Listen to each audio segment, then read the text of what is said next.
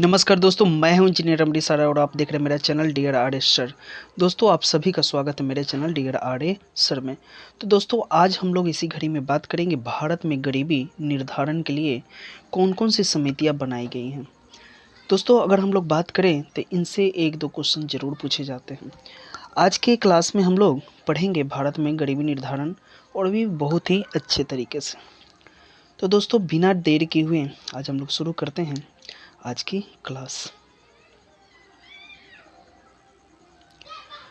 तो सबसे पहले दोस्तों, अगर हम लोग बात करें दादा भाई नौरोजी की, तो इनकी पुस्तक poverty and unbritish rule in India में पहली बार गरीबी के मापने को जी की न्यूनतम आवश्यकताओं की पूर्ति से लगाया गया। तो हम लोग बात करें दादा भाई नौरोजी फर्स्ट ऐसे हुए हैं। उनके द्वारा उनकी पुस्तक जो थी पॉवर्टी एंड अनब्रिटिश्ड रूल, यहाँ आप देख सकते हैं दोस्तों, poverty and unbritish rule in India, ये उनकी पुस्तक है। कभी कभी यहीं से पूछे जाते हैं क्वेश्चन, तो ये ध्यान रखिएगा आप लोग। और न्यूनतम जो आवश्यकताएं होती हैं आदमी की, मतलब खाने के लिए, रहने के लिए, शिक्षा, स्वास्थ्य, इन सभी चीज़ों को जो न्यूनतम होती हैं उसके आधार पर ये डिसाइड किया गया कि वो लोग गरीबी के नीचे हो सकते हैं। तो सबसे पहला हुआ दादा भाई नौरोजी। अगला बात करते हैं दोस्तों नीलकांत डांडेकर और बीएम रथ के फॉर्मूले। तो दोस्तों, इनकी बात करें तो इनके फॉर्मूले के आधार पर स्वतंत्रता के बाद अगर हम लोग बात करें 1971 ईस्वी में वैज्ञानिक तरीके से गरीबी रेखा का निर्धारण किया गया था। और इस फॉर्मूला के अनुसार हम लोग बात करें, इनके अनुसार एक व्यक्ति गरीब तब माना जाएगा जो प्रतिदिन औसतन 2250 कैलोरी भोजन प्राप्त करने में असमर्थ है। तो इन्होंने एक औसत कैलोरी के आधार पर, दोस्तों कैलोरी एक एनर्जी होती है, तो कैलोरी के आधार पर उन्होंने बताया कि इतने कैलोरी अगर प्रत्येक व्यक्ति को नहीं मिल रहा है तो वह गरीबी रेखा के नीचे आता है, यानी कि उन्हें गरीब माना जाएगा। लेकिन अगर हम लोग बात करें तो इसका जो बेस की बात करें तो 1960-61 की ही बात उसी पे आधारित था, क्योंकि इनका जो आया था 1971 में आया था। तो ये दोस्तों ध्यान रखेंगे कि यह किस पे आधारित था, यहाँ से भी क्वेश्चन बन सकते हैं। आगे हम लोग बात करते हैं गरीबी निर्धारण के लिए बहुत सारे फॉर्मूला है, जिसमें वाई के अलग समिति। तो वाई के अलग समिति, तो दोस्तों यहाँ पे भाई के अलग समिति थोड़ा सा याद रखेंगे, ये ट्रिक है आपकी। भाई के अलग समिति, कोई कोई बोलता है ना, अरे ये भाई के तो अलग नखड़ा है, तो वहाँ से हम लोग भाई के अलग समिति से याद रखेंगे। तो दोस्तों, अभी हम लोगों ने देखा था कि कैलोरी की बात हो रही थी नीलकांत दांडेकर की फॉर्मूला में, तो उसी को आधार मानकर उनके 8 साल बाद, यानी कि 1979 ईस्वी में वाई के अलग समिति की एक गठन हुई, जिसके आधार पर 74-75 पे जोर दिया गया और ग्रामीण इलाकों में एक कैलोरी फिक्स की गई। ग्रामीण इलाके में कैलोरी क्या फिक्स की गई? 2400 कैलोरी ग्रामीण इलाकों में, और शहरी क्षेत्रों में 2100 कैलोरी फिक्स की गई। दोस्तों याद रखना है हमें, ग्रामीण में 2400 और शहरी में 2100, कुछ नहीं करना है, बस 24-21 का लफड़ा है। आगे देखते हैं। अब देखना, भाई की अलग समिति की बात हो गई। अगला है लक्कड़वाला समिति। तो लक्कड़वाला समिति की बात करेंगे दोस्तों। तो अभी हमने देखा ऊपर में, ये ट्रिक है थोड़ा सा, भाई के अलग समिति, तो भाई का लड़का भी होगा, यानी कि लक्कड़वाला, यानी कि भाई का लड़का अब आया। भाई थे, भाई का लड़का आ गया। अब यहाँ पे देखेंगे, अगर इसकी हम लोग बात करें तो 1889 ईस्वी में प्रोफेसर डी.टी. लकड़वाला की अध्यक्षता में एक समिति प्रस्तुत की गई, यानी कि रिपोर्ट बनाई गई, जो कि 1993 ईस्वी में इसने अपनी रिपोर्ट दी। और अब बताया कि प्रत्येक राज्य की निर्धनता रेखा भिन्न भिन्न है, यानी कि हर राज्य अपने हिसाब से गरीबी रेखा निर्धारण कर रहा है, यानी कि ग्रामीण और शहरी के लिए उन्होंने अलग अलग सूचकांक की बात की। तो दोस्तों, हर जगह की जो रहन सहन, खान पान और वहाँ की जो प्राकृतिक प्रदत्त जो वस्तुएं हैं, यानी कि संसाधन की बात करें, सबकी अलग अलग होती हैं। इसके आधार पर उन्होंने वहाँ पे अलग अलग राज्यों के लिए अलग अलग गरीबी निर्धनता रेखा बताई थी। ग्रामीण क्षेत्र में बोला कृषि श्रमिकों के लिए उपभोक्ता मूल्य सूचकांक सीपीआई फॉर एग्रीकल्चर लेवल के लिए उन्होंने एक बनाई थी।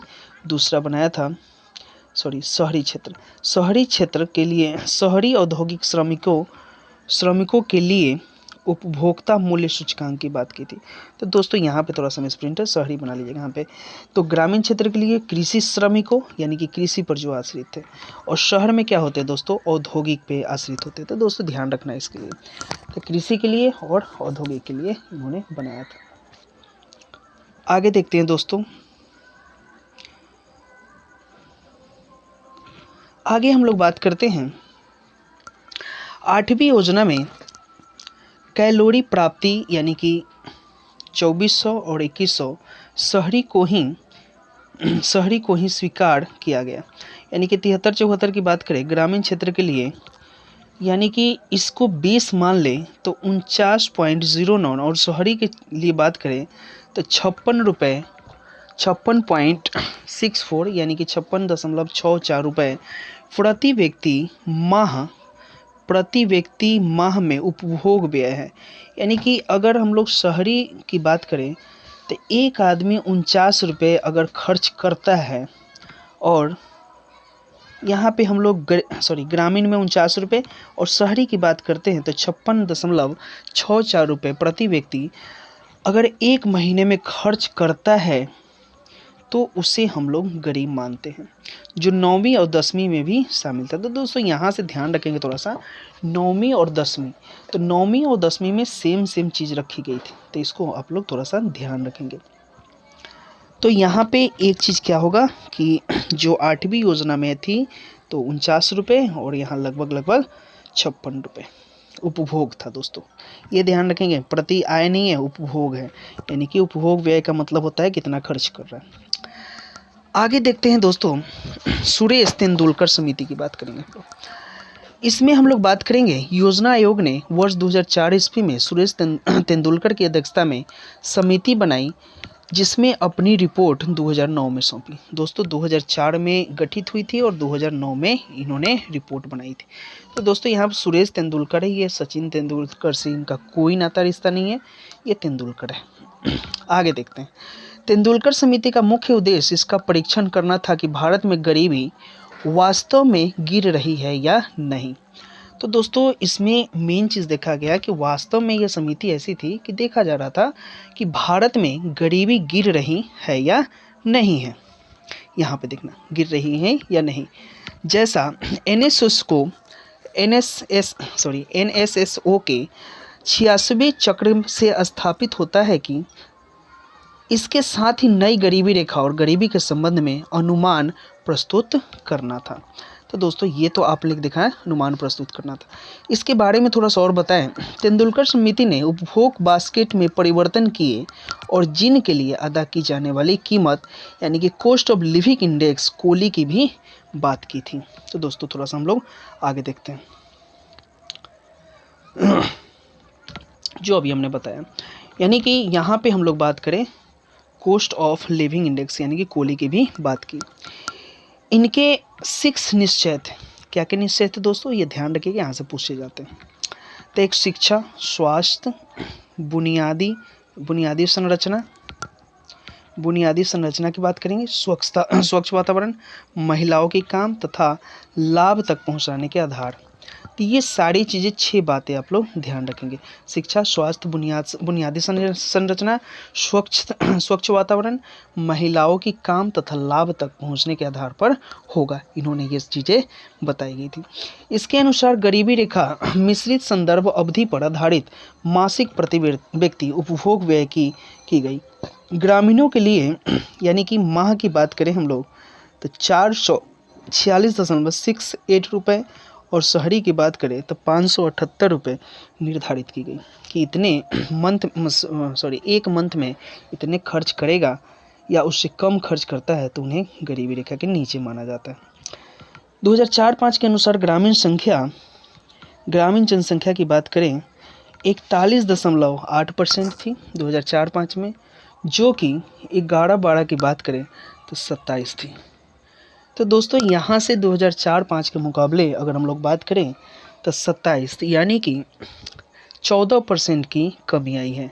और शहरी की बात करें दोस्तों तो जहाँ 25.7 थी आपको 2011-12 में, सॉरी 2004-05 की बात करें तो 25 थी, तो वहीं 2011-12 की बात करें तो 13.7 थी।